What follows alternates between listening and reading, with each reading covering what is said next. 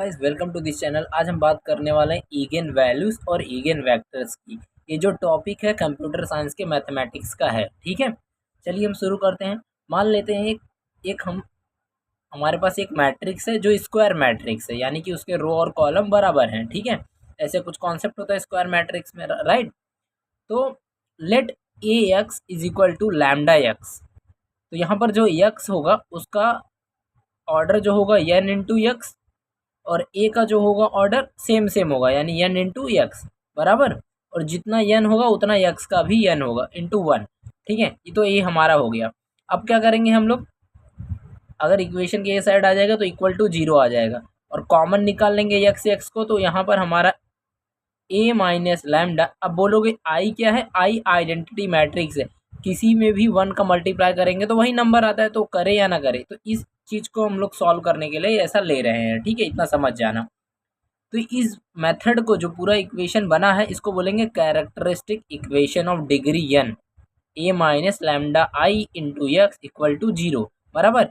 जब हम इसको सॉल्व करते हैं, ठीक है, यहाँ पर ए की वैल्यू डालेंगे, एक्स की वैल्यू डालेंगे, तो हम जब सॉल्व करेंगे हमें रूट मिलेगा।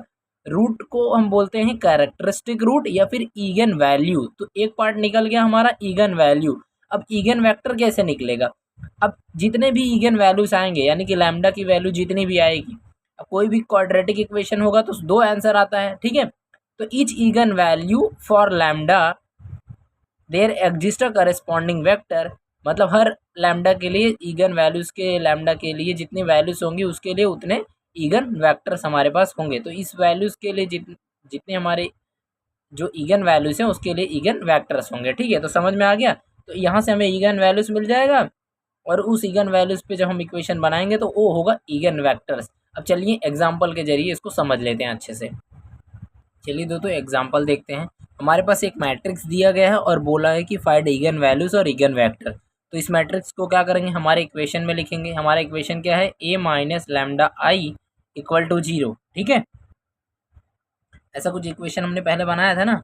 आपने यक्स भी देखा होगा, तो यक्स को अभी हम लोग भूल जाएंगे। ठीक है, उसको मत याद रखो, बस A minus lambda I equal to zero याद रखना है। ठीक है, तो हमने क्या किया, ए की जगह मैट्रिक्स का वैल्यू रख दिया, ए की जगह मैट्रिक्स का वैल्यू, और लैम्डा से आई, यानी आई मैट्रिक्स, यानी हमारा क्या है, आइडेंटिटी मैट्रिक्स, यानी जिसके डायगोनल में वन होगा।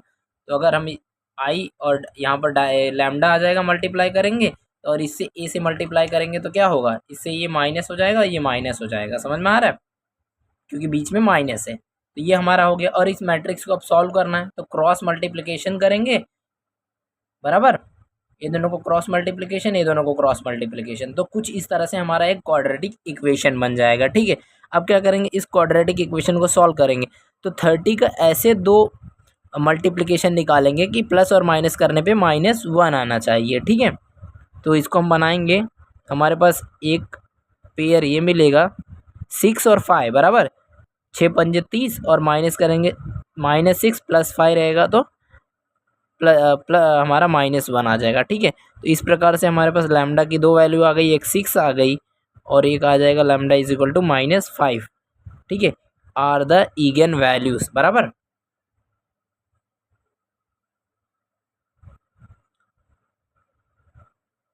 Are the again values. ये समझ में आ गया। अब हम फाइंड करेंगे ईगन वेक्टर।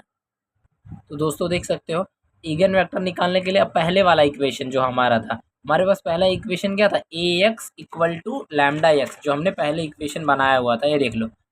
अब वो इक्वेशन काम आएगा। पहले हमने कौन सा इक्वेशन यूज़ किया था, ये वाला, A minus lambda I equal to zero, ये रख के हमने लैम्डा निकाला था। ठीक है, अब उसकी जगह हम लोग क्या करेंगे, यहाँ पर A X equals to lambda X की जगह लैम्डा की वैल्यू रख दी। अब एक वापस हम लोग इक्वेशन बनाएंगे और वैल्यूज फाइंड आउट करेंगे। ठीक है, तो गाइस हमने पहले क्या किया था, ए इक्वेशन लगाया था जिससे हमें लैम्डा की वैल्यू मिली थी। अब ये वाला लगाएंगे, A x is nothing but coordinate point होगा, x1 और x2। ठीक है, तो यहाँ पर हमने क्या किया, लैम्डा यहाँ था 12 माइनस लैम्डा, और यहाँ पर 12 -11 माइनस लैम्डा, मतलब लैम्डा की वैल्यू 6 है। तो हमारे पास ये कुछ मैट्रिक्स आ गया, 6 2 -51 -17, x1 नीचे x2 इक्वल टू 0 आ गया।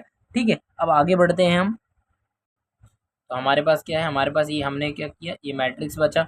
अब इसको क्या करेंगे, हम रो स्वाइप करेंगे, चेंज करेंगे। ठीक है, R1 R1 R2 को क्या करेंगे, चेंज करेंगे। तो इंटरचेंज करेंगे तो क्या हो जाएगा, नीचे वाला ऊपर चला जाएगा, ऊपर वाला नीचे आ जाएगा, बराबर। अब क्या करेंगे, R2 माइनस 3R1। अब हमारे पास R1 क्या है, ये ऊपर वाला है, इसमें 3 का मल्टीप्लाई करके R2 से सब्ट्रैक्ट कर देंगे, तो ये हमारे पास आ जाएगा 2 माइनस 70, नीचे 0 0 हो जाएगा, ठीक है। अब एक इक्वेशन बनाएंगे इसमें और x1 का वैल्यू निकालेंगे। x1 की वैल्यू क्या हो गई, 17/2 इंटू x2, ठीक है, इतना हो गया हमारे पास। तो दोस्तों हमारे पास x1 x2 का कोऑर्डिनेट क्या होगा, x, बराबर x equals to x1 upon x2 होगा। तो हमारे पास x1 की वैल्यू कुछ यहाँ पर आई थी, x2 से इसको डिवाइड, हम कट नहीं करते एक्चुअली इसको, ठीक है, बस मैंने ऐसे दिखाने के लिए बताया था, कोऑर्डिनेट्स को कभी भी हम ऐसे कट नहीं कर सकते, ओके। तो 17x2/2 और डिवाइडेड बाय x2, तो हमारे पास 17/2 ये वैल्यू रहेगी और डिवाइडेड बाय x2 रहेगा, बराबर। अगर मान लेते हैं ऐसी कोई कंडीशन होगी जब x2 हमारा 1 होगा, तो 17/2 divided by 1 is nothing but 17/2। तो मतलब एक कंडीशन होगी कि हमारे x का वैल्यू जो होगा 17/2 होगा, यानी कि जो हमारा यहाँ पर x है इसकी एक वैल्यू हो जाएगी 17/2। अब दूसरा देखते हैं, लैम्डा इक्वल टू अगर जो 5 बचा है उसकी वैल्यू क्या होगी। सो गाइस लैम्डा की हमारे पास दो वैल्यू आई थी, एक 6 आई थी और एक -5 आई थी। तो 6 का यूज़ करके हमने बता दिया हमारे x की वैल्यू 17/2 आ गई। अब 5 का वैल्यू लेके देखते हैं कि क्या आता है। ये lambda is nothing but again values होता है और हर ईगन वैल्यूज़ के लिए हर एक ईगन वेक्टर निकलता है। तो वो जो x था हमारा ईगन वेक्टर ऐसा मान सकते हैं, उसकी वैल्यू 17/2 आ गई है। अब देखते हैं ये दूसरे के लिए क्या हमारे पास आता है, ठीक है। सो गाइस चलिए सेम इक्वेशन के साथ ए एक्स इक्वल्स टू -5x, इसको कॉमन ले लेंगे हम लोग यहाँ पर x को, और लैम्डा की वैल्यू वहाँ पर रख देंगे -5, तो यहाँ +5 हो जाएगा। सिमिलरली ए की वैल्यू हम लोग यहाँ पर पुट कर देंगे और आई से मल्टीप्लाई कर देंगे, तो आई से इसको प्लस करवा दिया हमने, ठीक है। सिंपल सा है, हम यूज़ करते गए। यहाँ पर हमने क्या किया, रो ट्रांसफॉर्मेशन, यहाँ पर हम लोग 17 से डिवाइड कर दिया और R2 को 2 से डिवाइड किया, ताकि हमारा यहाँ 1 आ जाए और नीचे भी 1 आ जाए, ठीक है। फिर हमने R2 माइनस R1 कर दिया ताकि यहाँ पर दोनों वैल्यू 0 हो जाए, एक इक्वेशन बन जाए, ठीक है। तो एक इक्वेशन बन गया यहाँ पर, इससे मल्टीप्लाई ये करेगा और इससे मल्टीप्लाई ये वाला करेगा, यानी कि पहला वाला कॉलम से ये वाला पहला रो इस कॉलम से, बराबर, और माइनस वैल्यू जो भी साइन रहेगा उसके हिसाब से। तो x1 इक्वल्स टू 3x2 ऐसे आ जाएगा, बराबर। अब क्या करेंगे हम लोग, x1 की हमने वैल्यू निकाल ली, 3x2 है, राइट। अब जो हमारा x है, x पूरी वैल्यू एक्सिस की वैल्यू क्या होती है, दो कंपोनेंट है x1 x2। x1 की वैल्यू क्या है 3x2 और x2 यहाँ वैसे ही रहेगा। मान लेते हैं अगर x2 की वैल्यू 1 है तो x की वैल्यू क्या होगी, 3 × 1/1 नथिंग बट 3। तो हमारे पास x की दो वैल्यू आई, दो कंडीशन में, जब लैम्डा 6 था, जब लैम्डा माइनस, तो ये 17/2 कब आया, जब लैम्डा 6 था, और यहाँ पर आया 3 कब आया, जब लैम्डा इज इक्वल टू -5 था, राइट। तो चलिए वीडियो अच्छी लगी तो लाइक करना, हमारे चैनल को जरूर सब्सक्राइब करना।